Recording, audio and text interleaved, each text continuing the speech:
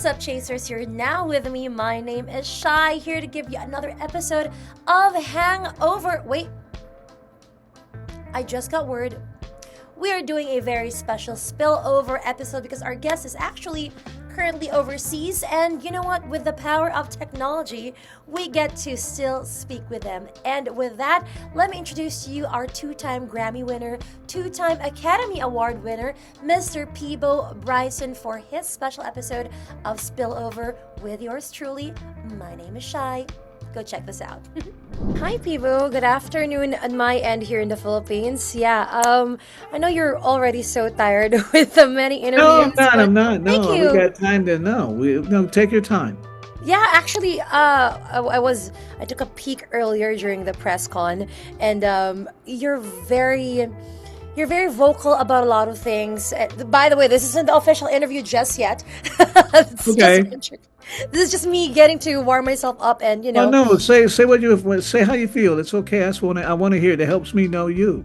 But you're very eloquent with expressing so much of the past 50 years with your music and with your spirituality, and it's just so refreshing. And I kept hanging on to every word of it. It was so nice. And even when I got into this last interview, it was just so I just kept listening.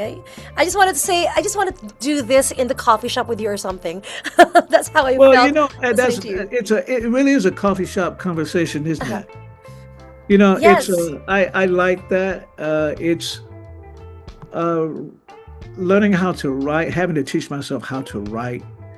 It's been very interesting, but it's also been liberating hmm in ways that were totally unexpected. And it reminded me of what I've always been, a poet. And You are. That's you such don't a think of great. yourself that way, because it's relegated to one genre and all that. So I never thought of myself as a poet. I just thought of myself as a poet who writes songs, lyrics. Uh-huh. But But yes, we but do. this is, writing a book of essays and prose is totally different. It you have to dig deep, and it's made me I don't know, I think a better person in a lot of ways. It's helped me to understand myself and understand people, and it's given me a different level of tolerance and patience that I never had before. Well, where do you draw your inspiration for writing all these, the poetry or the songs, the love songs? Where do you drive the Well, inspiration? if you when I think about my life, it's so full of what an unusual journey. You have no idea of the level of metaphysical stuff that I've encountered in my life, and it's I didn't write the autobiography for a long time simply because people would think I was absolutely insane. And no, seriously, I mean, some of my metaphysical encounters are pretty out there. Uh-huh, But uh-huh. and in those moments, if any portion of this is happening in real time, then the world as I know it isn't the world as I know it. Uh-huh, uh-huh. Right? So that's a lot to wrap your head around. And if I had been a kid when it happened, I could pawn it off on any number of things. Nightmare, bad Yeah, reflection yeah. of some other nightmare. No, I was an adult. It came at That's the right time for you. well, yeah, something that you cannot get rid of. It's something that stays with you, but then you when you reflect on it, you understand why. And then if you're a reader, an incessant reader like I am, you're gonna find out that you're not the only one. That's one of the things that's gonna become clear. And some pretty uh, iconic people, and the most iconic personality that's ever been on this earth. I mean, Christ was challenged the same way, and when you start to read and you realize that, and then you start to read things like Enoch's journey past the rapture, and then you check the Bible and you realize there's only ever been 7 raptures. Hmm. So if Enoch didn't die, where is he now? And when you find out why and who he is now, and that you actually know him, and he's recording you as we speak, a lot of people don't know that. I mean, that he's somewhere in the hallowed halls of the in the three heavens someplace, at the hand of God, as he's been raised to divine status, and he is now Metatron, the archangel. I was like, so now if a mortal being like you and me can make that journey and still not die, well, I mean, that makes God's forever promise look a whole lot more real, doesn't it? Yeah, yeah. It's like there are philosophers and writers and poets that I admire, but a lot of them go all the way to the door of spirituality and never really open it, never really own it. They acknowledge it all the way up to the point where they have to make a declaration, but they always end up choosing somebody mortal. And the mortal world is just that. That means it's temporary. And everything else, nobody's asking a question that they don't want to ask. What happens next? Yes, yes. And it's like, and that's why I like coming to countries and places where religion means something more. And if you're praying 5 times a day, you're going in a different direction than mostly everybody else to start with. And that direction is a good place to be. It saved me in every instance. I needed saving. So my core beliefs, that whole thing has led me to this place. And now I'm finished with the books. I'm finished with the book of essays. I'm finished with the autobiography. I'm finished with the new music with Jimmy and Terry, and it's all great. It's all good.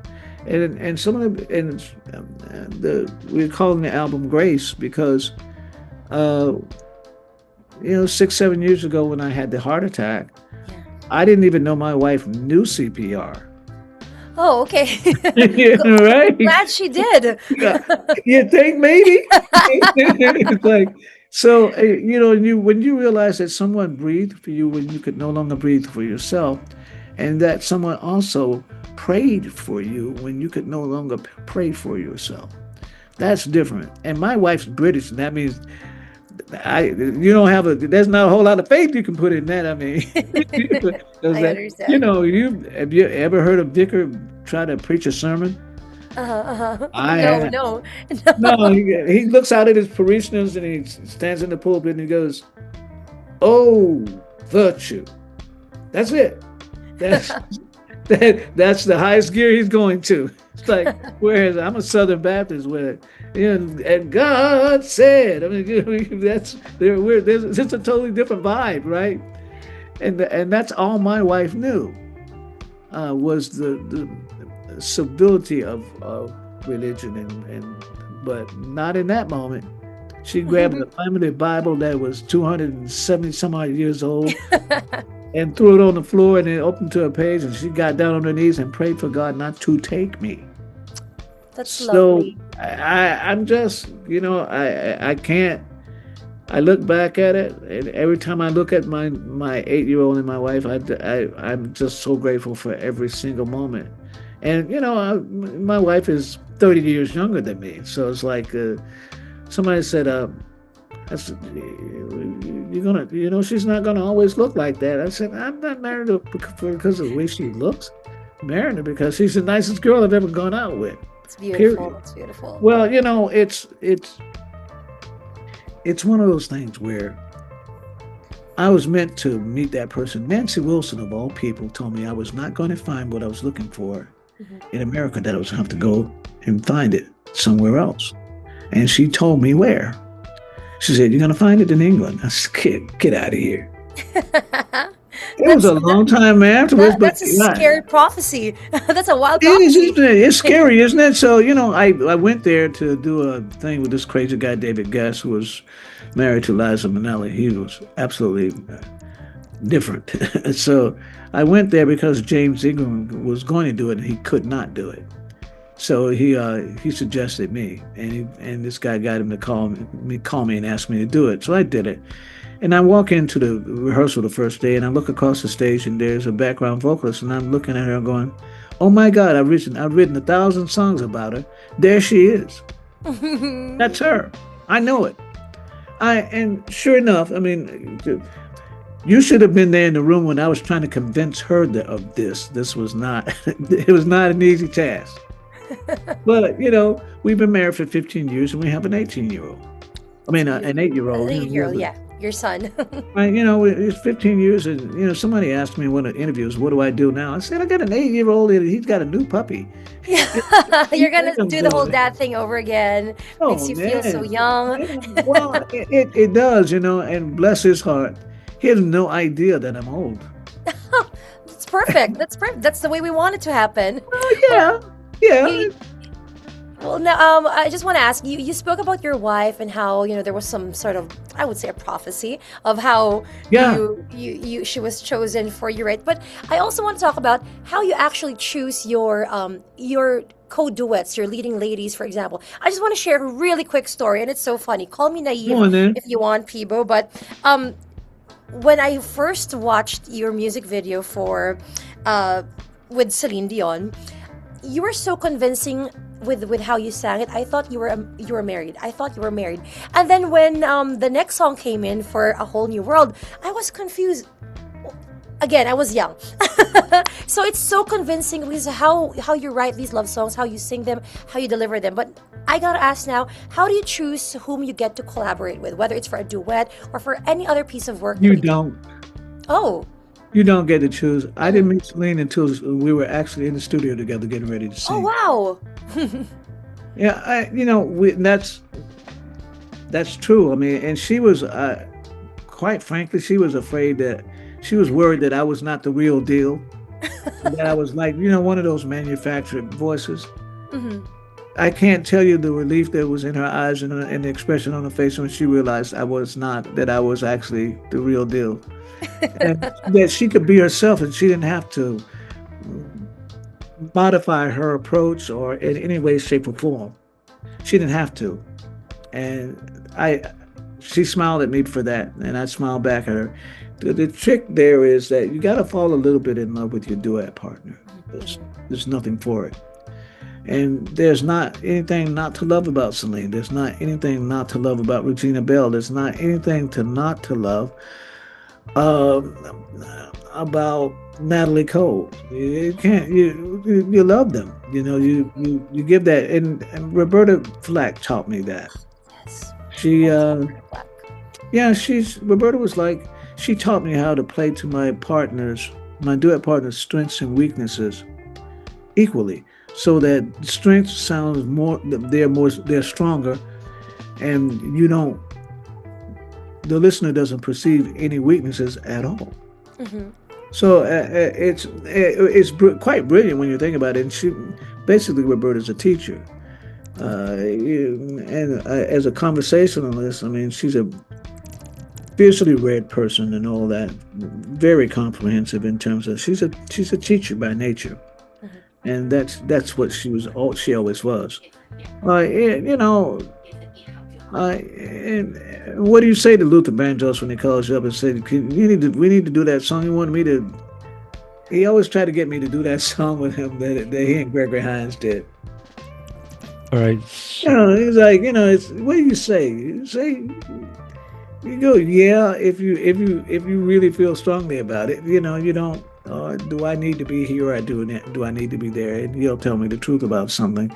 Or our birthdays were a couple of days apart, so Well, it always confused me that he needed to share my birthday with me. He would come to Atlanta and we'd celebrate our birthdays together we because. also share a similar birthday, by the way. I'm April 10, just throwing Oh, that out you and there. Aries just like no I wonder am an we Aries did. as well. Yeah, see now that explains it all. Now I get it. See, we have a connection of some I sort. am And I you the also same cannot vibe. wait. We're on the same frequency. That's it. That's why. Well, I cannot wait to have an even bigger connection with you, hopefully. Can March you come 8th. back and give me a hug? You're I so will. I will. If they let me just run over the stage and actually do the well, duets with you, I if will you do it. have any issue at all, you ask for Chaz. Thank you. Thank you All right. so much, Peabo. This is such a great experience for me, such an honor for me. And again, March 8th, I will see you on Well, stage. and when I'm out there fellowshipping, I want to see your face in the crowd, please. Please and thank you. I appreciate that. Well, thank you so much. I really hate to wrap this up, but I know you have a lot more things to do. And again, I will see you very soon, Peabo. Thank you so much. So there you have it, Chasers. Did you feel it? Did you feel it as well? Nabitin. Well, I know he's such a busy person and he had a lot more interviews to do, so I get it. But that was still such a surreal experience, if I do say so myself. And if you guys want to check out the master that he is, Peabo Bryson, that's happening on March 8th. That's a Sunday, and that's going to happen at the theater at Solaire. And I might also be there just trying to scramble my way to get a hug from him. Once again, Peabo Bryson for his 50 years of music. This is the Golden Touch Tour. And yes, once again, my name is Shy, and I'll see you guys in the next episode. Love you.